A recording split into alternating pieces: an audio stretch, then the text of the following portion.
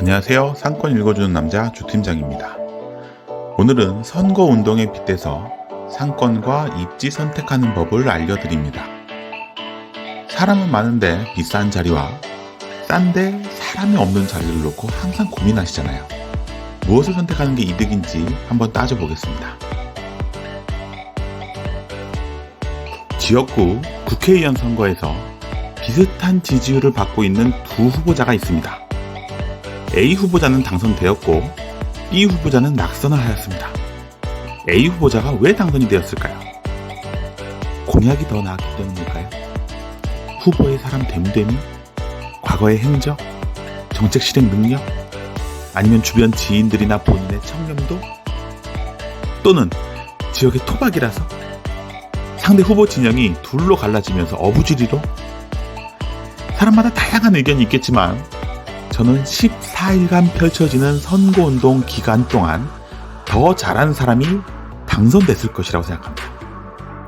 우리나라 지역구 국회의원 선거는 특히나 후보자 간 공약도 서로 비슷하고 대부분 해당 지역구와 관련이 있는 후보자들이고 과거의 행적이나 정책 실행 능력도 사실 큰 차이를 못 느끼는 경우가 많기 때문에 결국 유세를 통해 누가 더 투표권자를 한 번이라도 더 만났는지, 소위 악수를 나누고 인사를 하고 얼굴을 비쳤는지가 선거 결과에 아주 결정적인 역할을 했을 것이라고 봅니다.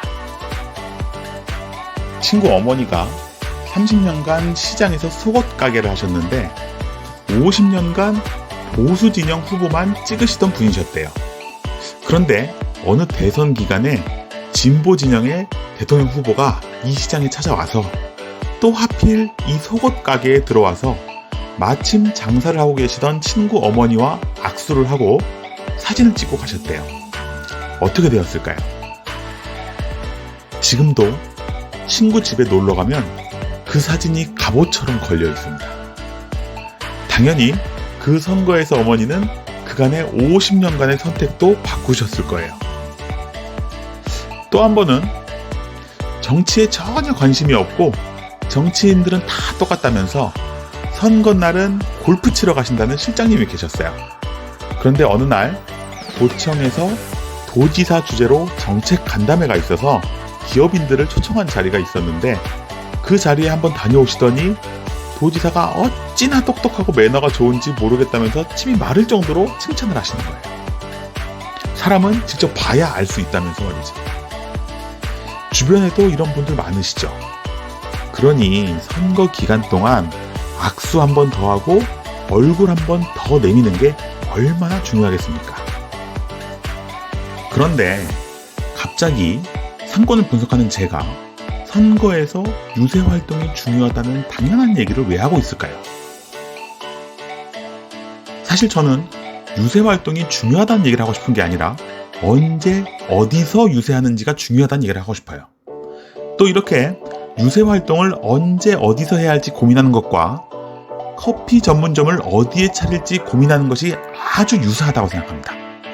그래서 어디서 유세를 하는 게 유리한지 라는 얘기를 하다 보면 자연스럽게 커피 전문점을 어디에 차리는 게 좋을지에 대한 상권과 입지 선택에 대한 힌트도 찾을 수 있을 것이라고 확신합니다. 2015년 4월 29일 서울시 관악을 지역에서 국회의원 보궐선거가 있었습니다. 이때 보궐선거는 여러 가지 이슈들이 있어서 아주 재밌는 구도를 보였는데요. 2014년 말 헌정사상 최초로 헌법재판소가 위원정당 해산을 결정하면서 통일진보당이 해산되었고 당에 속했었던 국회의원들이 모두 면직되는 사태가 발생합니다. 당시 국회의원이던 이상규 전 의원이 의원직을 박탈당하면서 보궐선거가 치러진 것이었고요. 이 사건은 모든 정치와 법 교과서를 다시 써야 할 정도로 큰 의미가 있던 사건이었습니다. 당은 해산되더라도 국민이 직접 뽑은 국회의원이 면직되는 것이 맞는지, 위원정당 해산 심판이 절차적으로 적절했는지 아직까지도 논란이 있을 만큼 큰 이슈였습니다. 두 번째 이슈는 이 지역이 전통적으로 민주당이 강세였던 지역이라는 점입니다. 보궐선거가 있기 전까지 무려 27년간 진보 진영의 후보가 당선되었는데 이해찬 전 의원이 5선을 했고 김희철 전 의원이 기세를 이어가던 도중 통합진보당 후보가 당선되었던 지역이었습니다. 세 번째 이슈는 이때 시기가 20대 총선을 불과 1년은 앞둔 시점이라는 점입니다. 이 보궐선거에서 승리하면 자연스럽게 20대 총선으로 이어질 가능성이 높았던 것이죠. 마지막 이슈는 19대 총선 본선거에서도 33%의 지지율을 보였던 관악구 출신 오신환 후보가 출마한 데 이어 청와대 일자리 수석이었던 정태호 후보가 경쟁 구도를 처음 만들었으며 여기에 17대 대선 주자였던 정동영 후보가 출사표를 던지면서 재미있는 구도가 만들어졌던 것이었습니다. 이상규 전 의원이 사퇴하면서 경쟁 구도는 1번과 2번, 8번 후보의 각축전으로 이어졌습니다. 실제로 당시 기사에서 볼 수 있듯이 투표를 일주일 남기고 발표된 선거 초반 여론조사 결과는 0.2%포인트 차이로 초접전을 예고하고 있었습니다. 사실 어떤 후보가 잘했고 못했고를 떠나 상권과 입지를 잘 선택하는 것이 결과에 어떤 영향을 미쳤는지 알아보려는 의도이므로 후보명이 아닌 알파벳으로 처리하겠습니다. 그러면 본격적으로 상권과 입지 분석을 한번 시작해 보겠습니다. 관악을 선거구는 10개 행정동으로 구성되어 있는데 전체 인구수는 24만 1790명이었고 이 중 87%인 21만 381명이 선거인 수였습니다. 지역으로는 미성동과 난곡동, 삼성동과 같이 선거구의 남쪽, 주거단지 주변 인구 밀집도가 높았고 반대로 서원동, 신사동, 신원동, 조원동 같은 지하철역 주변은 주거인구와 선거인 수가 적었습니다. 이 지역을 전반적으로 보면 공략 포인트들이 몇 개 있습니다. 첫 번째는 지하철역이죠.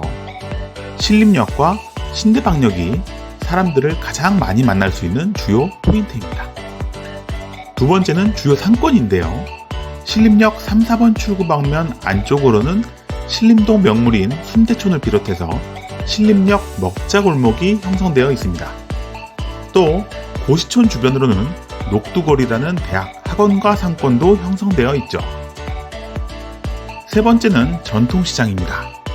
신림역 4번 출구 방면 도림천 주변으로 신원시장, 예전 육동시장으로 불렸던 삼성동시장, 이성동 도깨비시장과 법원단지 초입의 우림시장, 신대방역 앞으로 관악신사시장과 신림종합시장, 조원동 펭귄시장이 그 대상입니다.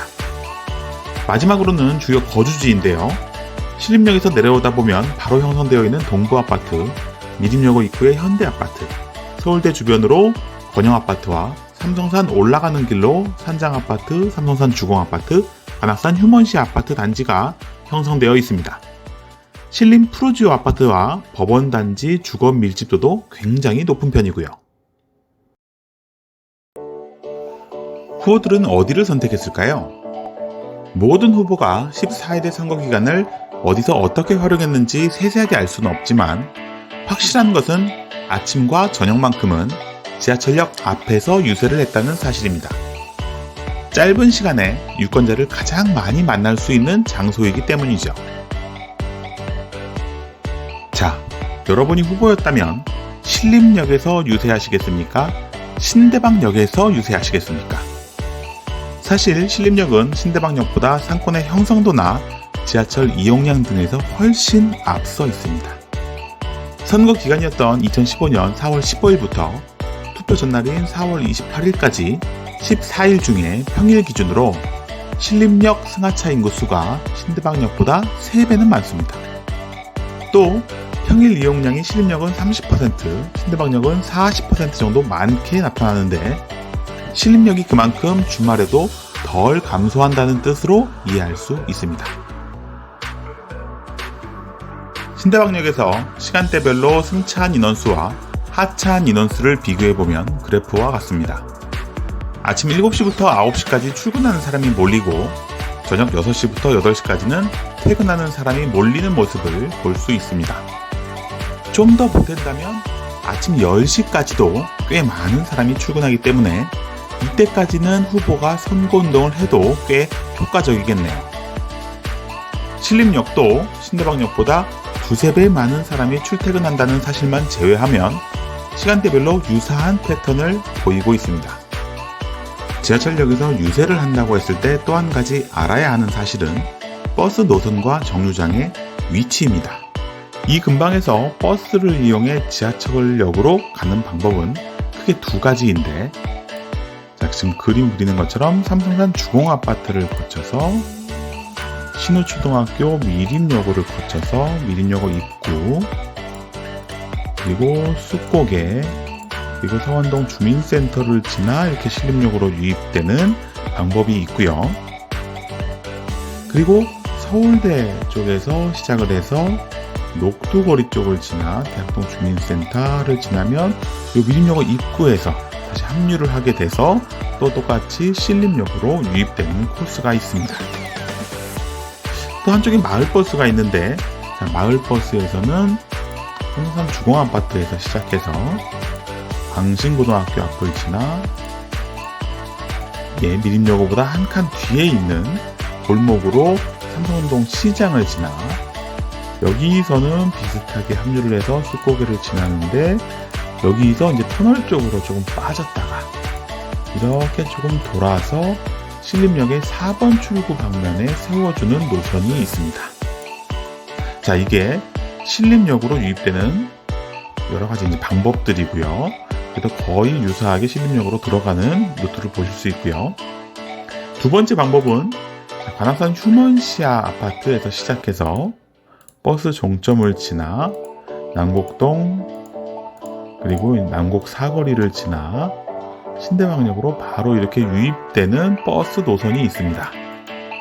여기도 법원단지에서 출발하는 마을버스가 있는데, 법원단지에서 출발해서 이렇게 내려와서 비슷한 버스 노선을 타다가 이제 여기는 혼잡스럽기 때문에 여기서 좌회전을 해서 2번 출구 방향에서 이렇게 내려주는 노선이 있습니다. 자, 크게 보시면 이 지역 주변에서 크게 유입되는 경로는 이런 방식으로 들어와서 신림역으로 들어가는 코스가 하나 있는 것이고, 이런 방식으로 들어가서 신대방역 쪽으로 유입되는 이제 크게는 두 가지 코스가 있는 것이죠. 실제로 후보들은 어디서 유세를 했을까요?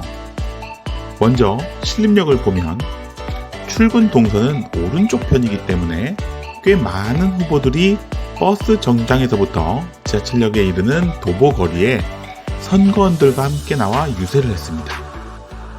선거 기간 평일이 10일이었는데 가끔 마을버스가 정차하는 4번 출구로 이동하는 후보도 있었지만 대부분은 2번 출구 방면으로 역량을 집중했죠. 반대로 퇴근 시간대에는 퇴근 동선인 3번 출구 방면에서 후보들을 만날 수 있었습니다. 역시 버스 정류장까지 가는 길에서 여러 후보를 만날 수 있었죠.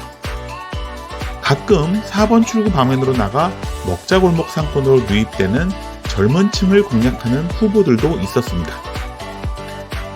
이번에는 신대방역을 조명해 보겠습니다. 다른 후보들도 이 지역의 선거원들을 아침 저녁으로 보내기는 했지만 한 후보는 유독 이쪽 신대방역에서만 선거운동을 했습니다. 투표 전날 저녁 마지막 유세장까지도 이 지역으로 정했던 것으로 기억합니다. 선거 결과는 어땠을까요?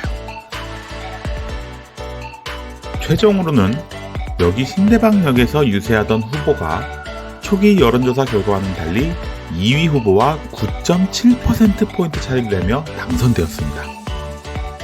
A 후보는 선거 초반 여론조사 결과보다 7.2%포인트 올랐고 B 후보는 2.5%포인트 떨어진 것으로 집계되었습니다. 물론 유세장 위치 선택만이 이 결과를 만들었다고 보기는 당연히 어렵습니다. 같은 진영이던 B와 C 후보가 분열되면서 A 후보가 어부지리였다는 말도 많았고 정당 해산이 영향을 미쳤다는 의견도 많았으니까요. 하지만 저는 결코 이 선거운동 전략이 작은 범위라고 생각하지는 않습니다. 굉장히 결정적이었다고 생각합니다. 당선된 후보의 선거운동 위치 선택 전략이 좋았던 이유는 세 가지인데, 첫 번째로 우선 사람이 많은 곳이 아니라 경쟁이 적은 곳을 택했고, 두 번째로는 보궐선거는 투표율이 저조할 것을 알고 중장년층이 많은 지역을 선택했다는 점이며, 세 번째는 동선을 완벽히 파악하여 멀리서도 볼 수 있는 자리에서 최대한 많은 사람에게 노출되었다는 점입니다. 후에 들리는 이야기로는 아침, 저녁, 지하철역 앞에서 뿐만 아니라 다른 시간대에도 아주 영리하게 주요 상권과 시장, 주거 단지를 방문했다고 들었습니다. 장사할 자리를 잡을 때도 이렇게 당선된 후보자처럼 입지를 선택해야 한다는 얘기를 했는데 전달이 되었나요? 파이의 크기보다는 경쟁이 적은 곳, 내 매장 컨셉에 어울리는 타깃 고객이 많은 곳, 고객의 동선과 패턴에 대한 완벽한 이해, 이렇게 세 가지를 꼭 기억해 주십시오. 업종에 따라 좋은 입지는 어느 정도 결정이 되어 있습니다. 아까 본 신림역 사례라면 출근 동선에는 종일 돌아가는 패스트푸드나 커피 매장이 적합하고, 퇴근 동선에는 포장 음식이나 제과점, H&B 매장이 어울리죠. 또 목적이 강한 업종일수록 매장 규모가 클수록 조금 안쪽으로 들어가 2층 자리를 잡아도 장사가 됩니다. 신대방역은 상권 형성도가 낮아 퇴근 동선에 있는 편의점이나 분식, 찐빵 만두 같은 업종과 사거리에 있는 몇몇 매장을 제외하고는 활성도가 낮지만, 동선과 고객 패턴을 이해한다면 의외의 성과를 내는 업종을 찾을 수도 있습니다. 비교적 저렴한 비용으로 말이죠. 비싼 자리가 좋은 자리 아닙니다. 내가 하려고 하는 업종에 맞는 자리가 좋은 자리입니다. 상권 읽어주는 남자 주 팀장이었습니다. 감사합니다.